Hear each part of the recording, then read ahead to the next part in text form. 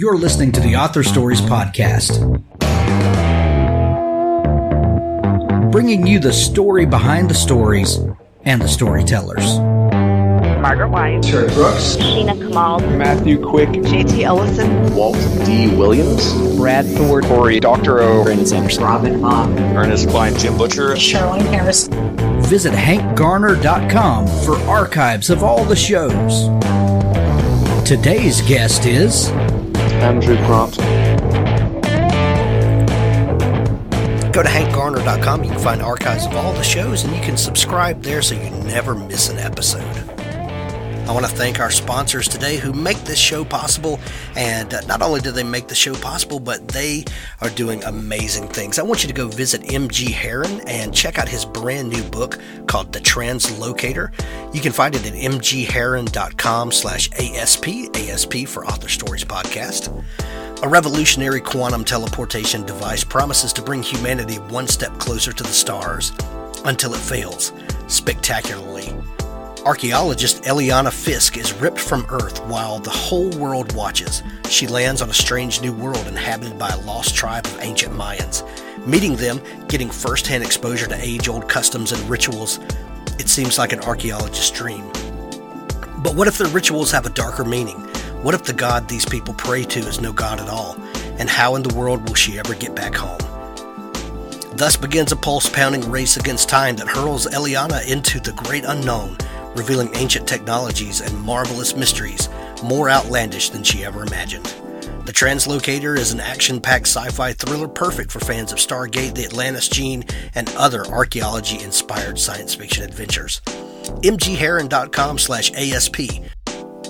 I'd also like to tell you about Robert Crais' series Saga of the Iron Dragon. The first book, The Dream of the Iron Dragon, just blew my mind away. I love this book so much. The 23rd century humanity has been hunted to the verge of extinction by an alien race. Trapped 1,300 years in the past, they have one mission: survive. Space travel, Vikings, time travel. The first book is out. The second book is out. The audiobook releases in just a day or two when you're hearing this. And then the third book is out in ebook and paperback also later this week. I love the series so much. I think you guys are too. The Dream of the Iron Dragon, Dawn of the Iron Dragon, and now book 3, The Voyage of the Iron Dragon. There's a link to it in the show notes. Robert Crais, Saga of the Iron Dragon.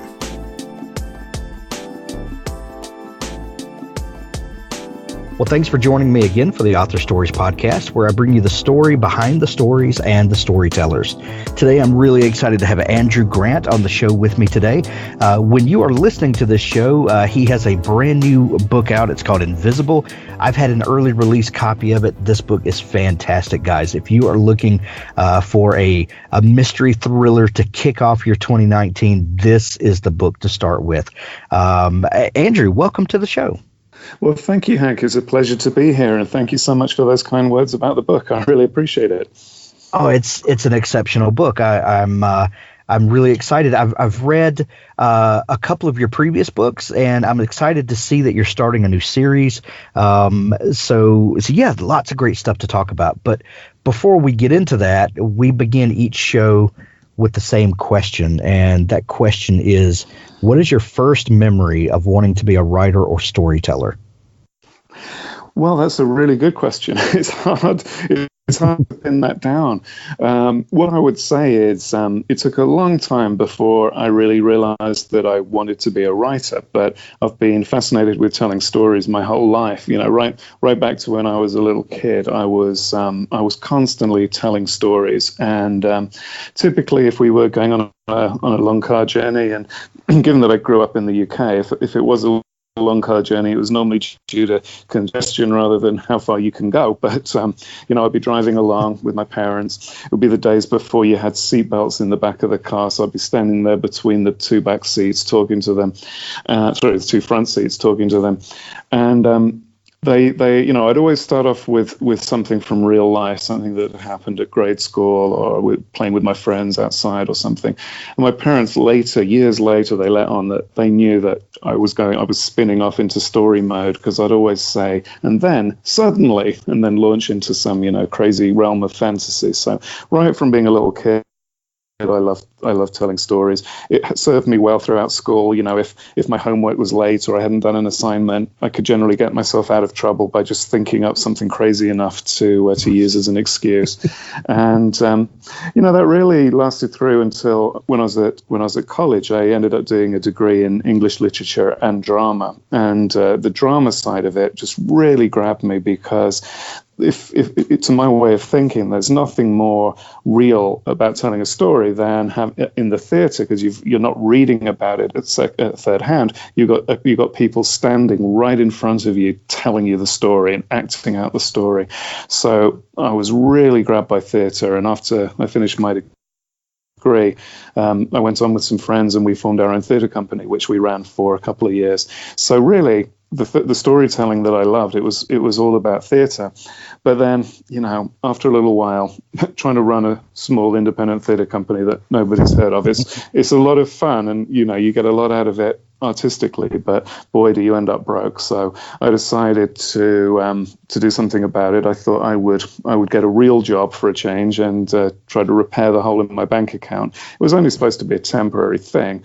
So what I did, this was the days before the internet. You couldn't Google to find jobs, so you had to wait until, in England, you'd wait until the Sunday Times came out and they had a supplement with all of the graduate jobs in it. So I looked and I applied this extremely scientific method to finding a job. What I did was I looked for the one with the highest starting salary.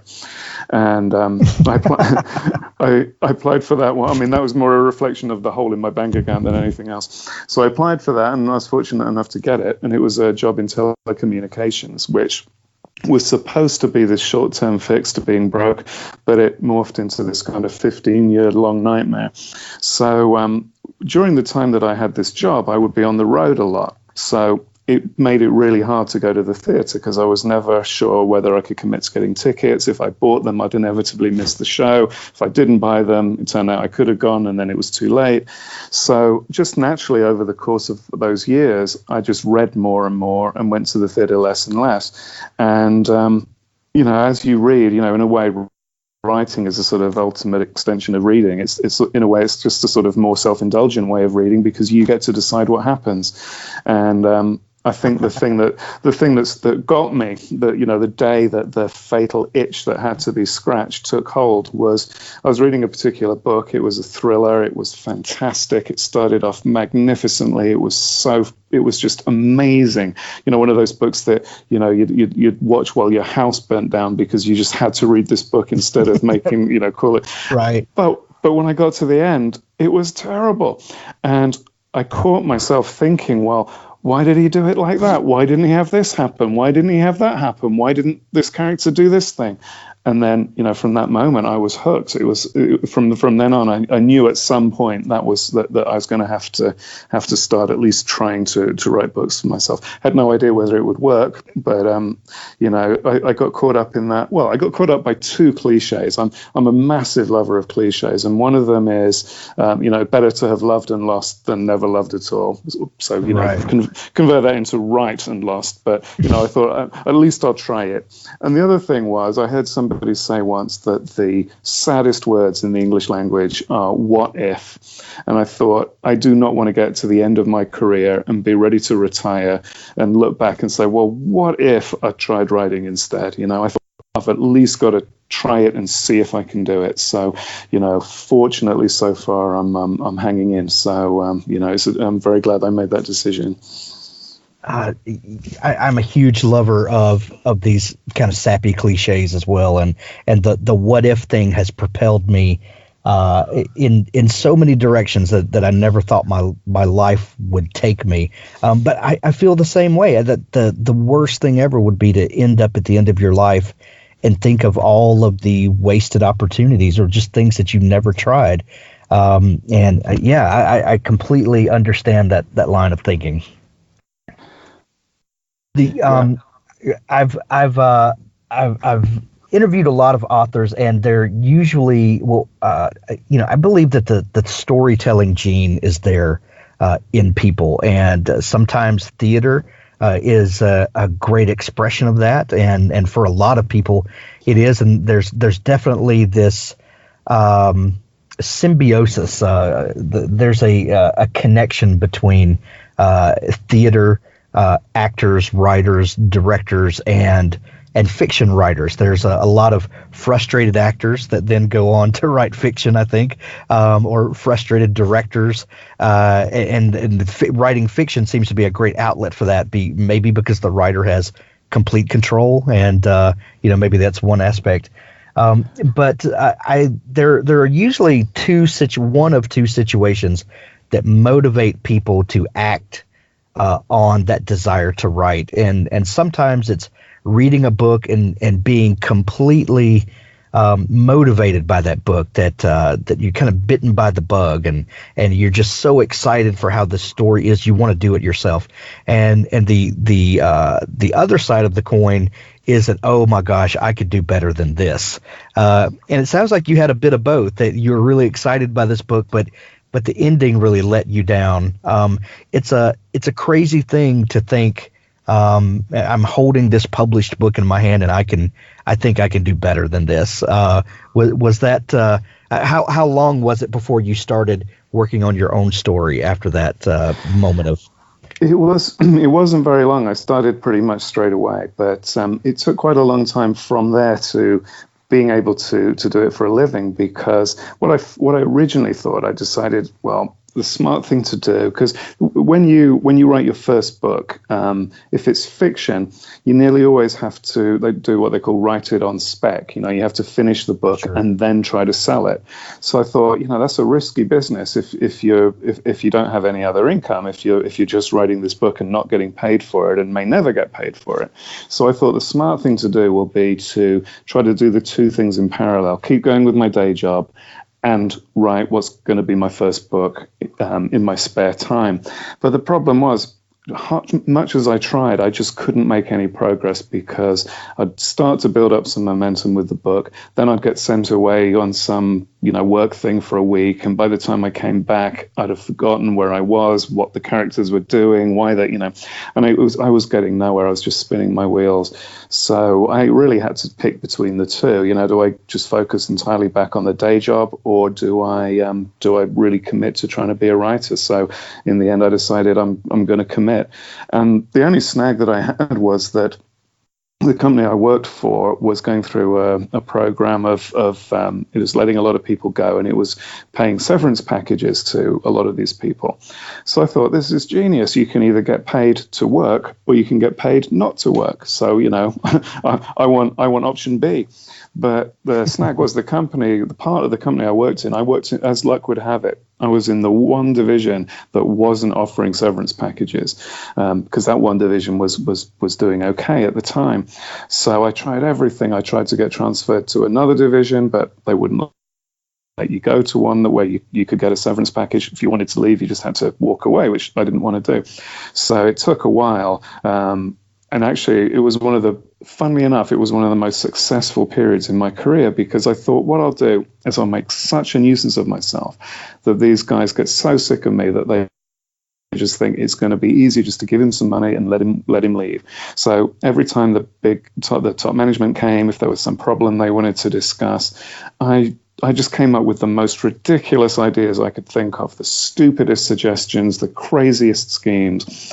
And the thing was, these management guys loved it. They lapped it up, and I got promoted. I got more money for about 18 months. I was a superstar. And then, unfortunately, probably due to all of these stupid ideas I was having, that division also started struggling. And then pretty soon, the severance packages became available. So I was able to get one. And what I figured was that would give me about 12 months worth of money that I could use as a cushion while I wrote the first book. So that was the sort of stepping stone that I used from the one world to the next. Wow. So what was that first book that you wrote? And the first one that you wrote, did that book get published? It did, yeah. The first one that I wrote was Even, it was called.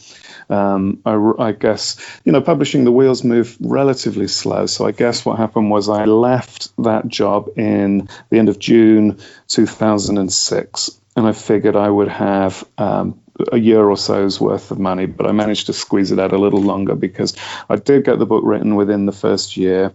So by, how did it go? By, I guess, I finished the book in roughly June or July 2007. Got an agent in, I think, December 07. We managed to get a deal for the book in about February 08, and then it actually hit the shelves in May 09 because everything is much more drawn out in publishing. I was used to the telecommunications world, so when I got the contract offer in February 08 and they were talking about May, I was thinking, oh well, obviously May 08 then, and that's quite slow, isn't it? And then they were saying no, 09. And so yeah, but I can imagine the dread that sets in, and oh God, it's another year. Exactly. But then, in a way, it was a good thing because everybody talks about the difference in how it feels to write your first book compared to every other book you write, especially the second one. Because the first one, the time scale is entirely up to you. You can take as long as you want writing your first book. One of my friends, I think she said she took 14 years writing that first book. Right. I've heard those stories as well. Yeah, but the trouble is you get a contract and they say, well, this is great. We want the next one in 12 months. And that can be a huge change because all of a sudden you've got less time. Even if you don't have less time, even if you did write the first one within a year, it's still different if you've got the feeling of someone hovering over you with a stopwatch saying, you've got to have it done by this deadline. And, it messes with your head because when you're writing your first one, you're saying to yourself, well, I don't really know if this will work or not, but I'll give it a shot. But by the time that you've actually got a contract, you're thinking, wow, I'm supposed to be a professional now. How does one of those work? You've got no idea. And if you're in a sales job, for example, like I was in for many years, you have, depends on the job, but you're going to have weekly or monthly or quarterly or targets. So it's pretty easy to keep a check of whether you're on the right path or not. But if they say to you, okay, write a book, hand it in a year, see you later, it's actually very hard to know if you are doing it right or not because there's no yardstick to measure it against. Well, that first book it's really a gift in that. You're not under that stopwatch like you talked about. There's a lot of times you're the only person in the world that knows that you're writing a book, or a significant other or a close friend or something sometimes. But that anonymity is a real gift because that's when you're learning to do the whole thing, and you don't really know anything about it until you start doing it. You can take a class on writing, but until you sit down and actually start structuring a narrative and putting plot points together and characters, it's all new territory. When you start writing the second book, what do you feel like that you learned from the first book experience that helped the second book? Well, it's a good question. And you definitely do learn as you go along, not as much or as quickly as I would have liked. But, it took more than just one book, but I have learned that if certain things happen to me while I'm writing, there's generally a reason for it. And one of these, it kind of links to what people often talk about as writer's block, when you sit down and you try to write and you just can't put a word on the page.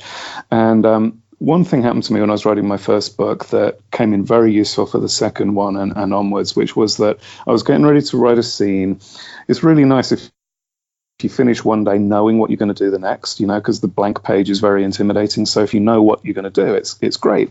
And not only did I know what I was going to do, but I knew that it was going to be a scene with loads of dialogue in. And, from my theatre days, I love those scenes. They're my favorite. So I was really excited to start. But to my absolute horror, I couldn't do it. I couldn't write a single word, and I just couldn't understand it. I couldn't understand what was wrong with me.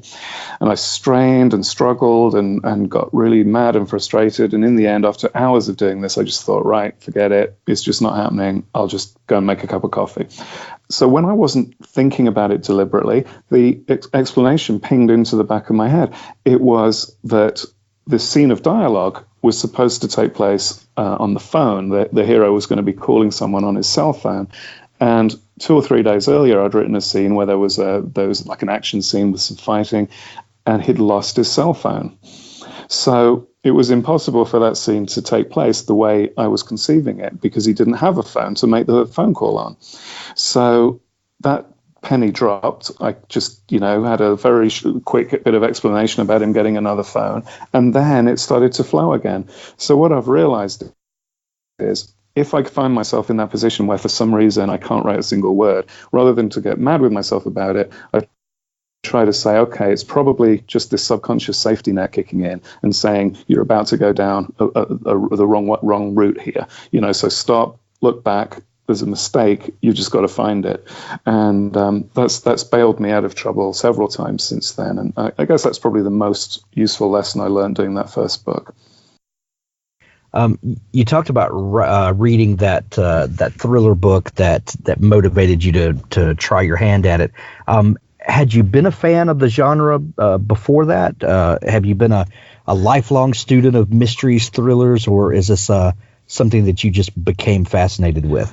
Yeah, I mean, looking back, I think I always have. I mean, I read a lot of stuff. I read all kinds of different genres. So I wouldn't say that I'm the sort of person that sticks exclusively to the genre. But during those years when I was working for that phone company and I was on the road a lot and reading in the hotels in the evenings, without kind of consciously realizing, when I look back, I thought, oh, actually, there's a pattern here. I'm reading the kind of Cold War spy novels, the kind of action thrillers, and then, as the years went by, there were more sort of subdivisions in the genre. You got more of the police procedurals came in. You got the psychological thrillers, started by Thomas Harris and people like that. So, I realized that without ever intentionally saying, oh, I want to just read lots of thrillers, I realized that I had done. But I think the first that you could tie loosely to the genre, and still to this day, one of my all-time favorite books, it came about, bizarrely enough, I was 10 years old. I was in what we call in England primary school, and we had a teacher who wasn't all that keen on teaching. He would generally just tell us, he would give us 5 minutes of mental arithmetic in the morning, and then we were supposed to work on various projects that he would set while he sat at his desk and read the newspaper. So when this particular school year, I did the first project that he set, and he wouldn't mark it. It was in the 1970s, and they had this thing about marking work being elitist, because if you didn't do very well, then you might feel bad. So they better not mark anything, so as to spare the people's feelings. So I just thought, well, wait a minute, I did the work writing this thing, so if I put in the effort, you can put in the effort, and if you're not going to, I'm not going to. So from that point, I didn't do any more of these projects. I just brought books in from home and, smuggled them in and read them under the desk. And one day, I was reading this, I remember it clearly, I was reading a book called Watership Down, I don't know if you know that one. Oh, yes. Yeah, and it was just brilliant. And evidently it was too good, because I was too absorbed in it to notice the teacher making one of his kind of rare forays out from behind his desk. And he came around and he caught me reading it.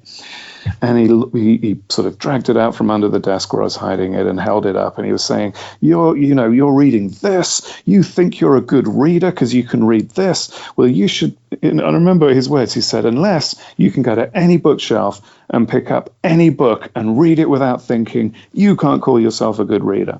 So I thought to myself, first of all, what's this idea of reading without thinking? That's weird.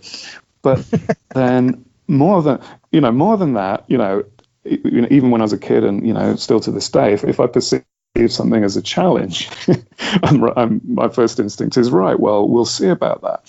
So that night I went home, went to my dad's bookshelf. He had quite a good collection of books, and I thought, okay, I've got to pick any one of these and see if I can read it. And I was a little nervous at this point, because I was thinking, well, what if I can't? what if the teacher was right? So at random, I picked a book, and it was Ice Station Zebra by Alistair MacLean. And, I thought, this is fantastic. I've lucked out here because it's about a station on the ice where they have zebras. This is going to be fantastic. And at this, this was such a step from anything I'd read before.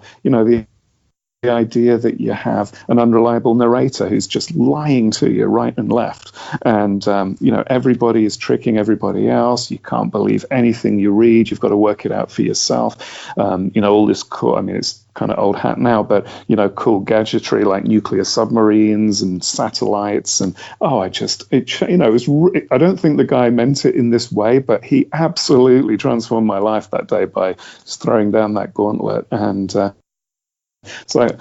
actually, years later, my wife Tasha, who's also a novelist, I told her that story. So she actually found a first edition hardcover of Ice Station Zebra for me. So we got that in pride of place on my shelves at home. Wow, she's a keeper. That's a fantastic gift. Oh, it is.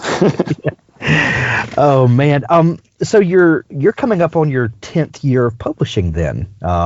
This being, when people are hearing this, is 2019 now. Your first book came out in 2009. Exactly, and that makes me kind of nervous because the old cliche that it takes 10 years to become an overnight success. So.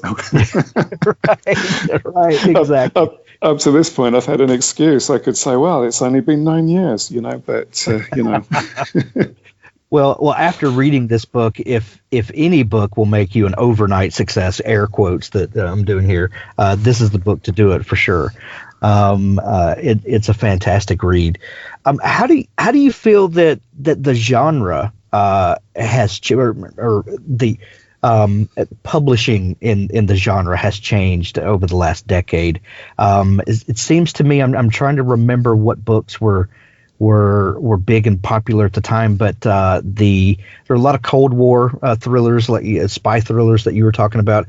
And the last couple of years, there's been a really big surge in psychological thrillers and protagonists that are maybe on the darker side of the scale. A lot of I'm trying to really grasp the word that I'm looking for here, but there's been a subtle shift in kind of the kinds of books that are coming out and the kinds of books that readers are really gravitating to. In your work and what you see in the industry, how do you feel like the thriller genre has changed and matured over the decade that you've been in it? Well, that's a fantastic question.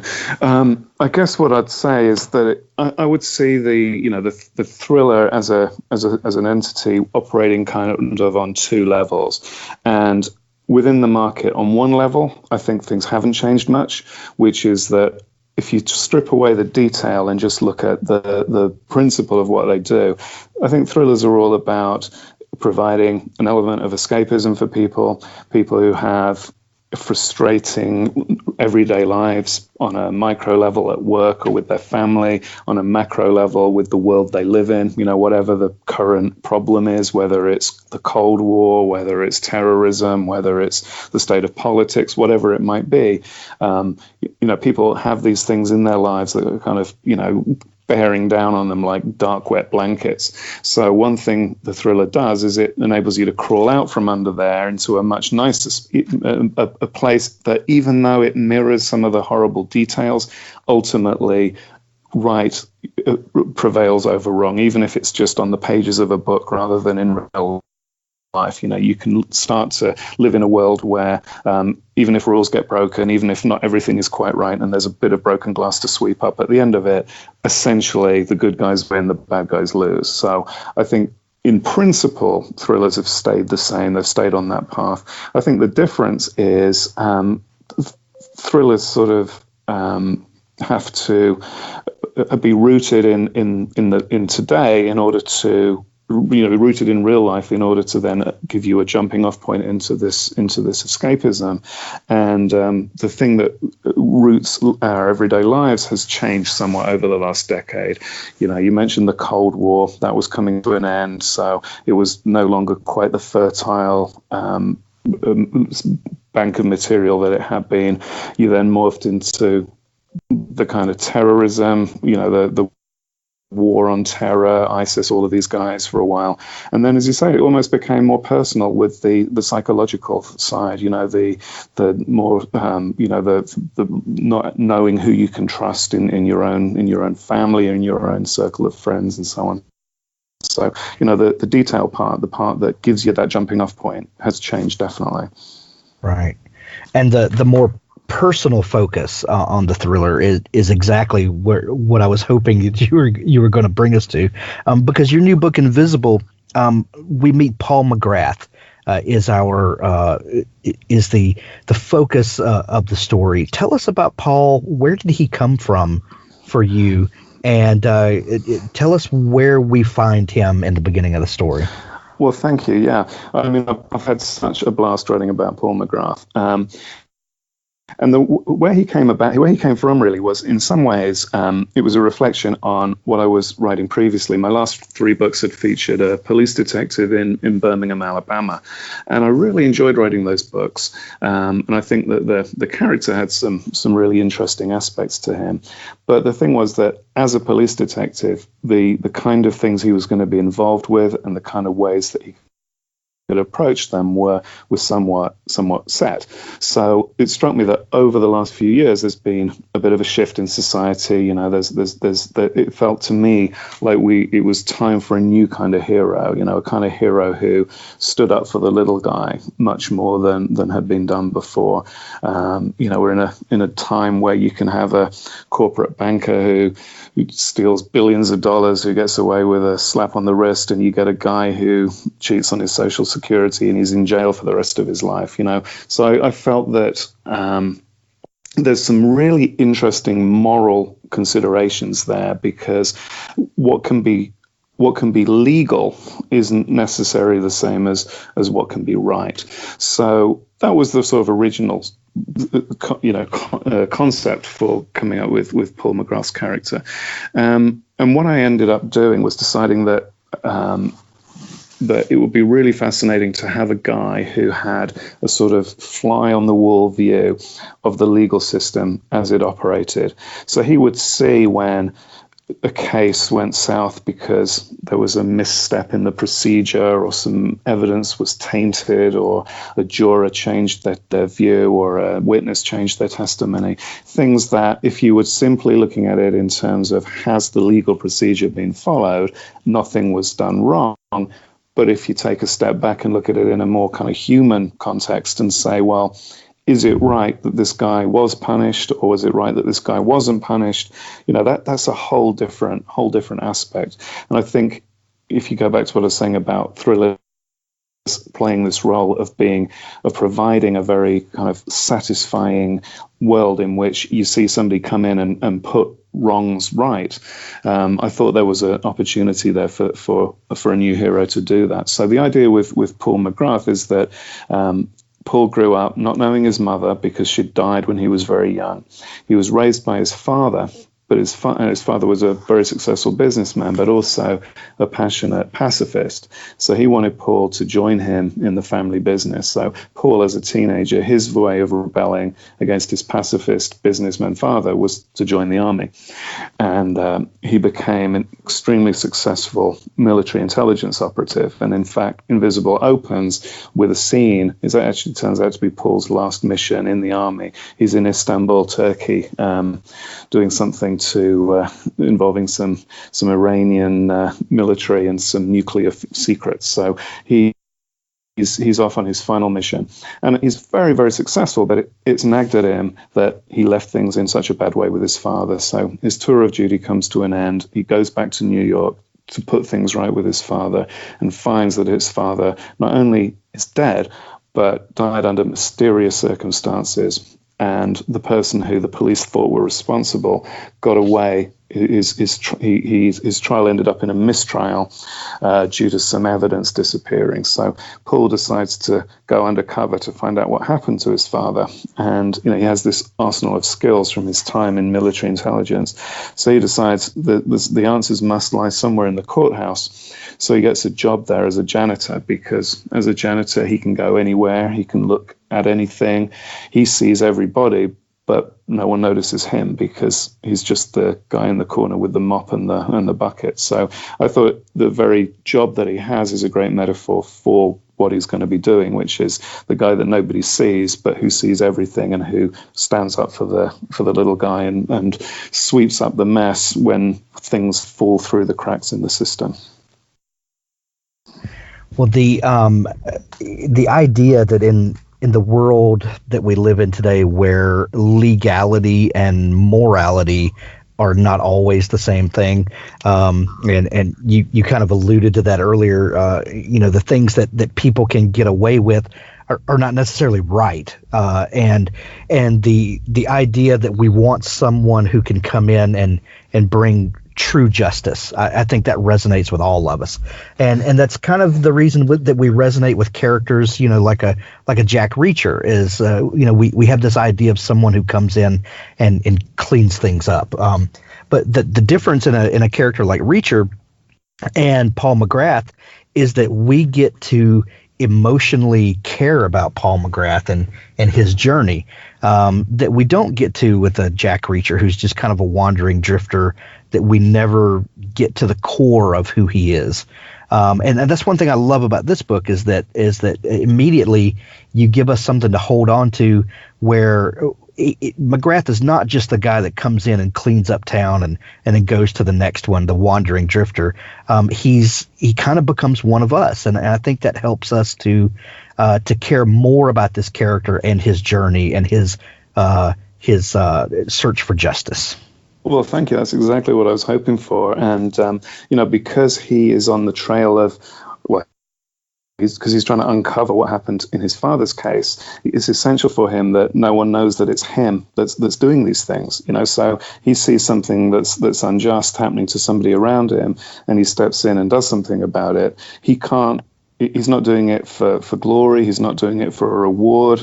He's not doing it for a pat on the back even. He must remain anonymous at all times. So I think that adds an extra little twist to it too, because you see something. It's as if he is one of us, but it's also as if one of us could be him. Exactly. This is being promoted as the first book in a new series. Without giving away what happens in the end of this book, did you realize this character had potential to continue the story and the adventures that he's on when you first conceived of the story?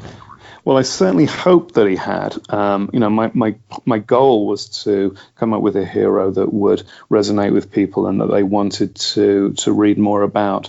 And that's really largely because as a reader, all writers are readers first and foremost, and sure. I love nothing more than reading a series. And so I would really love to create a long-running series for that exact reason, and I'm hoping that Paul McGrath will the character that he is and the setup that he's in will give me the potential to do that. So, but really, that's down to you guys, because if no one buys the book, then they won't let me turn it into a series. Well, it's really such a unique concept. I really, when I read the blurb, I was like, wow, I wonder how he's going to make this work. And it is such a natural character progression that we go on with McGrath. That the situations he finds himself in, the day job, the cover that he has, it's not just plot points that you said, oh, this would be neat if he could do this. It is such a natural growth for the character. And when you're first envisioning a character like him, and you're kind of building his world and who he is, what I guess what I'm asking is, how do you come up with character growth that seems so natural and it doesn't just seem like you're taking this character and forcing him into places that would make the storytelling easier. Does that make sense? It absolutely does, yeah, and that's absolutely one of the hardest things to do. And I think you've got to trust your judgment, and you've got to trust your editor's judgment, and you've got to provide enough detail, enough that that people will believe that the character would go on the journey that he's gone on, and would do the things that he's done. And actually, it turned out from the initial concept to the final book that I found that a lot more of that development was needed than I'd originally anticipated, because I have a sort of a mental test, which is if you're reading a sequence in a crime thriller or any kind of thriller, if you could say to you, if the question pops into your head, well, why didn't he just call the police? That's a red flag for me. That's where you'd potentially stop reading, because it's no longer convincing you.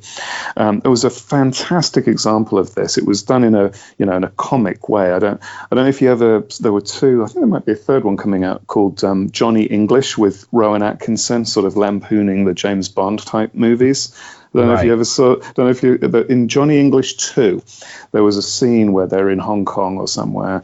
There's a fight taking place on the roof of a skyscraper, as there always is in these type movies. And the bad guy gets away, and he starts climbing down this intricate network of bamboo scaffolding that's been built up the side of the building.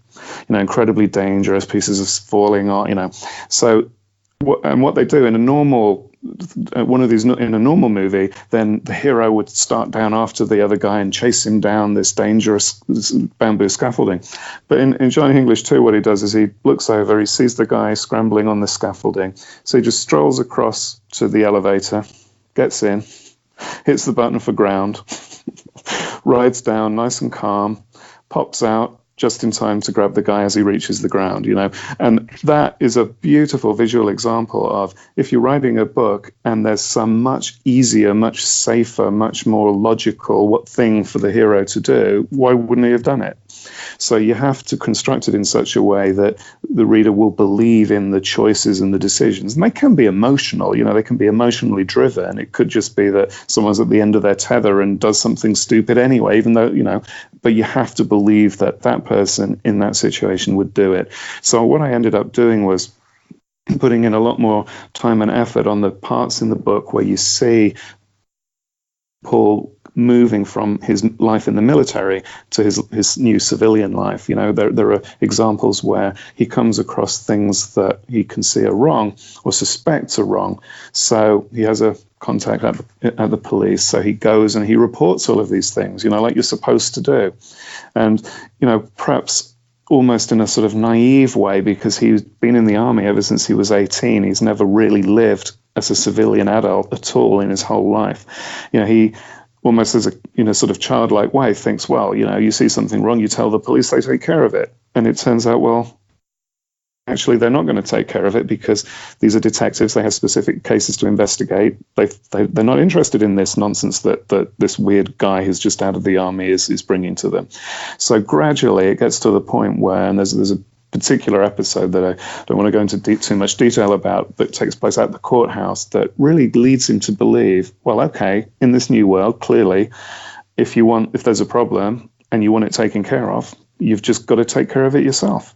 So you don't see him leaping, straight from one world to the other. There's a process that I did work very hard on to try to show him developing from one state to the next state. So, it's fabulous. Thank you for your kind words that struck you as well. Yeah. Well, Andrew, I absolutely love this book. I love the character of Paul McGrath. He's a complicated, complex character. But what I love about it is he's a vigilante that feels like he could be a friend of mine. That is someone that we want to root for, and not just someone who's handling the dirty business and we look the other way because maybe he's doing the right thing for the wrong reasons. McGrath is a vigilante we can care about and we can get on his side. And that's one thing I love about this book. And it's a fantastic, fascinating, white knuckle read. So I absolutely love it. Invisible is out everywhere now in hardback and an audiobook for when folks are listening to this. Andrew, if people are just learning about you and your work, is there a place online where they can connect with you and maybe dig into your back catalog and find out all about you? Absolutely, yeah. I have a website which is andrewgrantbooks.com. One problem with having a common name like Andrew Grant is it's hard to get a good website, so it's andrewgrantbooks.com. You can also find me on Facebook as I think I'm Andrew Grant Author, and on Twitter as Andrew_Grant. Excellent. Andrew, thank you so much for taking time to come on the show today. We're going to put links to everything in the show notes and send everyone to pick up their copy of Invisible. Andrew, thank you for taking time to come on with me today.